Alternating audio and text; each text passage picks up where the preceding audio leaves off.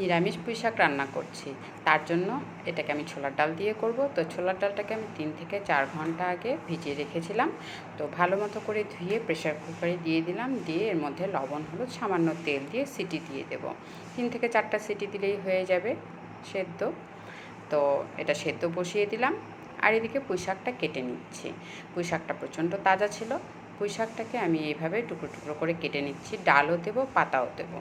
তো ভালো মতো করে কেটে নিয়ে এটাকে ধুয়ে নেব 3 থেকে 4 বার। ধুয়ে নেওয়ার পর গ্যাসে কড়াই বসিয়ে দিলাম। কড়াইয়ের মধ্যে দিয়ে দিলাম সর্ষের তেল।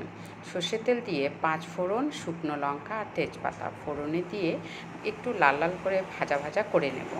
শুকনো লঙ্কাটা যখনই কালার চেঞ্জ হয়ে যাবে, সুন্দর একটা স্মেল বের হবে, তখনই আমি এর মধ্যে পুঁই শাকটা দিয়ে দেব।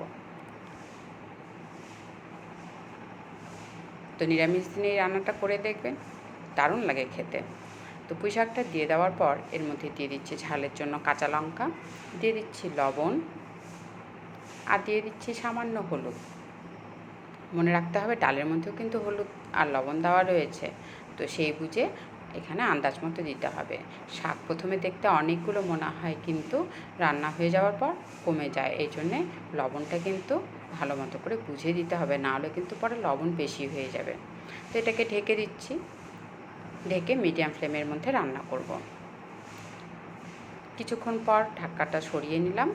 সরিয়ে নিয়ে একটু নাড়াচাড়া করে নেব। আমি কিন্তু জল দিইনি, শাকের মধ্যে যে জলটা রয়েছে সেটাই কিন্তু বের হচ্ছে। তো ওই জলের মধ্যেই ডাঁটা আর শাকটা সেদ্ধ হয়ে যাবে। তো ডাঁটাটা সেদ্ধ হয়ে যাওয়ার পর এর মধ্যে আমি সেদ্ধ করে যে রাখলাম ছোলার ডালটা, সেটা দিয়ে দেবো। তো জল শুদ্ধ দিয়ে দেবো। দেখুন, আমি কিন্তু বেশি পরিমাণে জল দিইনি, সামান্য জল দিয়ে ছোলার ডালটা সেদ্ধ করেছিলাম। তো যেইটুকু জল লাগতো সেইটুকুই পুরো মানে ছোলার ডালটা জল শুদ্ধ এর মধ্যে দিয়ে দিলাম। দিয়ে আবারও ভালো মতো করে একটু নাড়াচাড়া করে নিচ্ছি।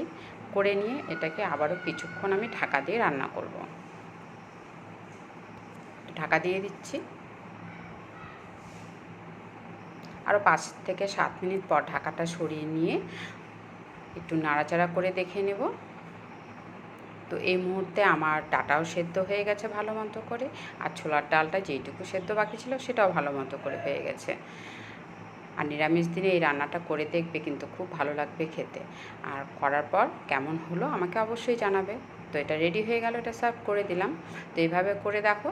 আজকের জন্য তাহলে এইটুকুই। টাটা।